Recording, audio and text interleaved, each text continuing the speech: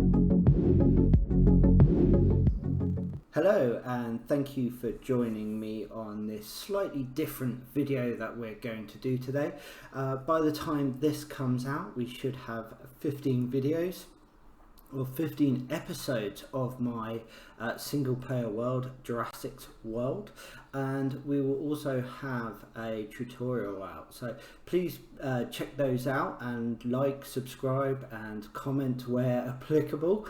For this video, I just want to talk about the things I've learned in my first 15 videos and some of the things I wish I knew when I started out on this journey. So hopefully it can help you and you can have a bit better start than I've had and a bit easier in terms of getting going. So without further ado, let's get on with this video and let's get talking. One of the things that I learned very quickly was I was overcommitting myself for episodes, so giving myself a lot to do, especially in the first episodes of my playthrough. There's a lot to do to get your world up and running, but don't be afraid to spread that content and make it sort of more sort of bite-sized pieces of your video or of your playlist. I just ended up having huge long videos which felt like although I felt they were good, especially for my first few videos, I think they could have been a bit better in terms of just making them a bit quicker, putting the right content in and just giving myself less to do, or feeling like I've got too much to do and sort of rushing those episodes or rushing that part of the project. Make sure that you're sort of spreading it. That's all I can say. There's plenty of time, and if you're in this for the long haul, then there's no need to rush any of your content or make it feel like you need to get out anything quicker. One of the things I would think about is making sure that you have a very clear plan for each one of your episodes, so you know exactly what you've got to film, exactly what you've got to go, where you've got to go, when, all of that. It seems like quite a small thing, but actually it makes up a huge amount of the time that you're playing this game.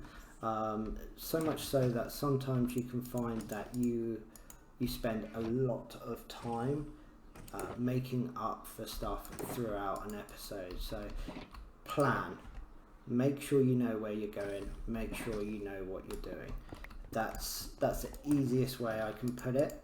Don't rush into anything. Have a think. That time that you spend thinking will make a huge difference in the long run, rather than having to go back and refilm things at a different time. So plan. Even when you do plan, things will inevitably go wrong. You'll forget something, or something won't happen the way that you were expecting it to. So be prepared. That's where quite a bit of your time can go.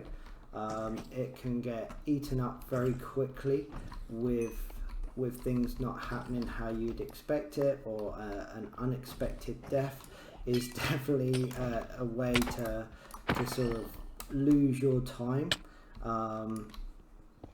So plan for the unexpected.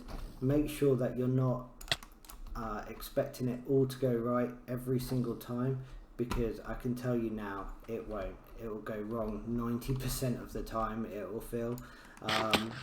Especially in those early days when a small mistake takes so much longer to recover from.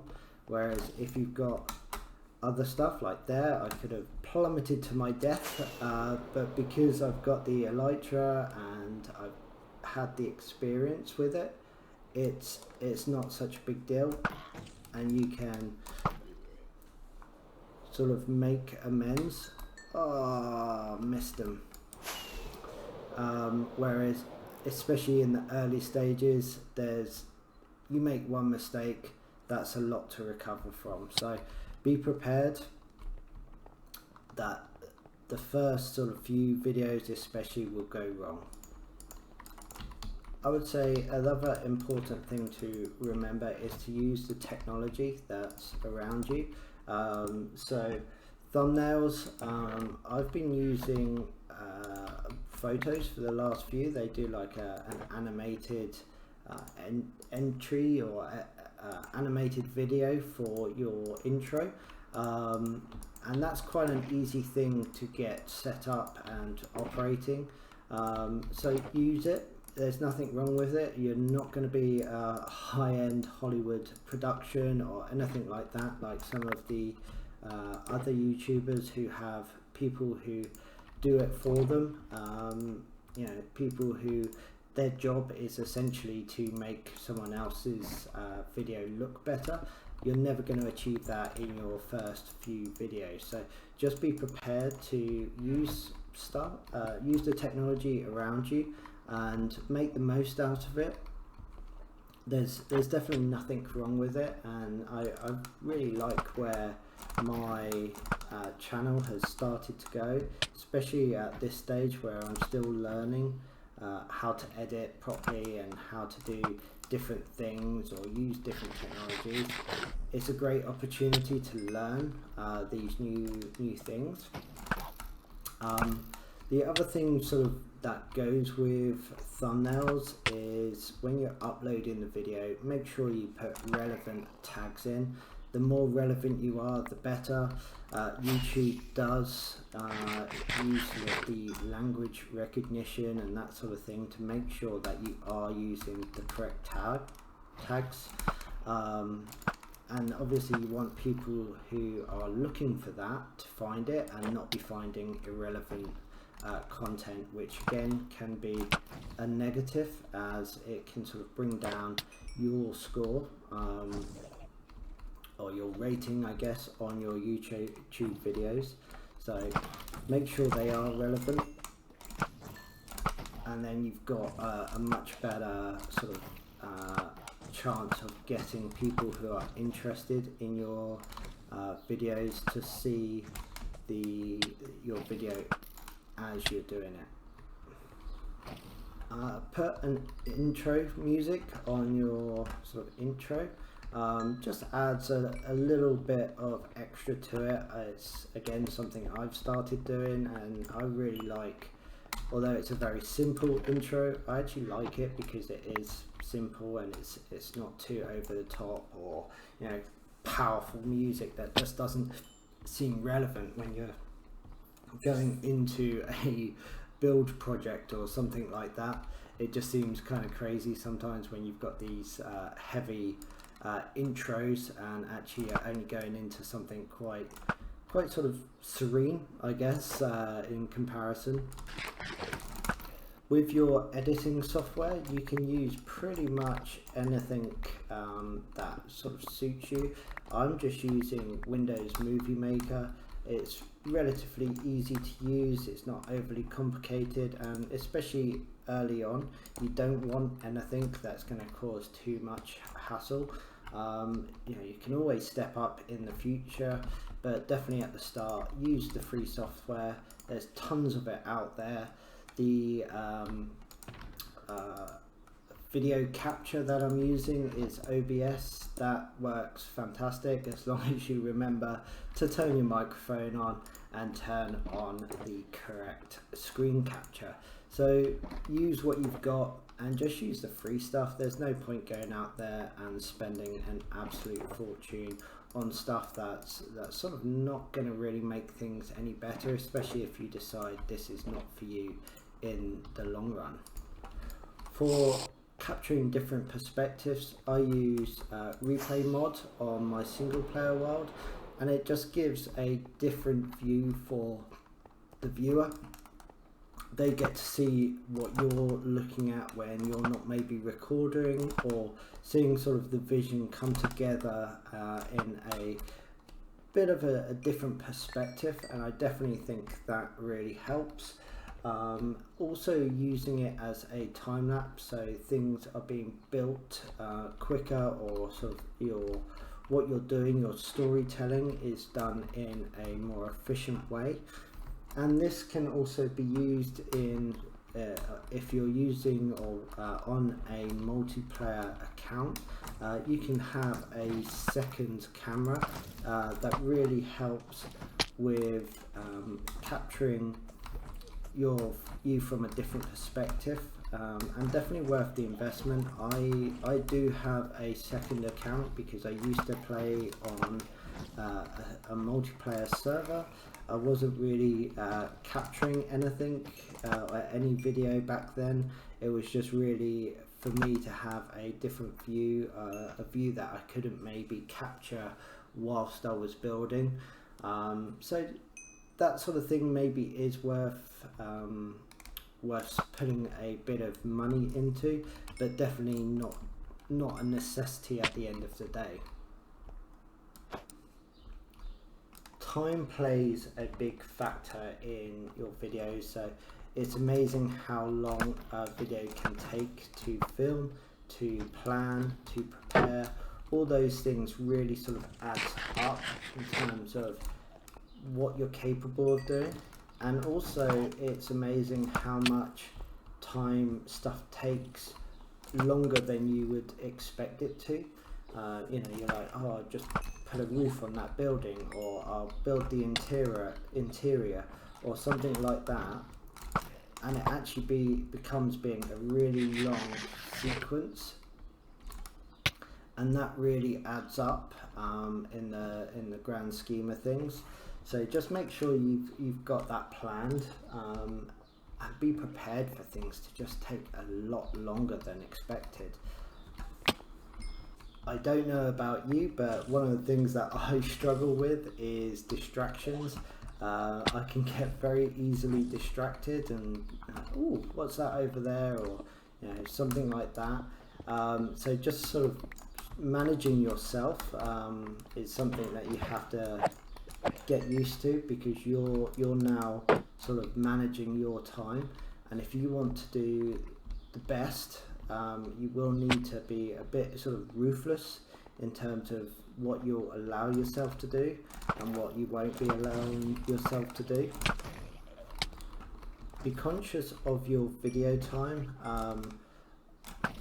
I'm definitely guilty of running over what I'd anticipated, or the time that I'd sort of allowed myself or allotted myself. So just be conscious of the amount of time that each video is taking up, because you can very quickly run into very long videos, and that's definitely something, again, I'm guilty of, and something that I'm learning to try and make my videos shorter, better, more succinct and to the point. I think the final point that I would like to sort of touch on is just confidence. Like, for me, I'm not the most confident person, especially when I first started doing this Minecraft experience, but I am definitely now feeling a lot better about hearing myself on camera, hearing how things are going, and it is a new experience, but it is a bit daunting at first and a bit challenging. So just you have to be prepared that is going to be the case, and that will you know, make you feel different at times. And I'm sure, you know, at the moment, you know, I'm not making or not getting many comments, and the ones I have had have been positive, which is nice, but I'm sure there's going to be a stage where those comments will be a little different. So just have the confidence, and yeah, if you've want to, or you're doing this to share a bit of yourself with other people, then the people that will like you are the ones that you want to do this for, not for those other people. Stress is something else you'll need to be prepared for, because it will be something that will come into this as a or trying to be a YouTuber, I guess, at this stage. You know, it can be quite stressful in terms of making sure you're posting regular content, making sure, you know, you're trying to make videos entertaining or interesting, or you know, things don't go right. So time, like we spoke about earlier, really sort of puts the pressure and the stress on you.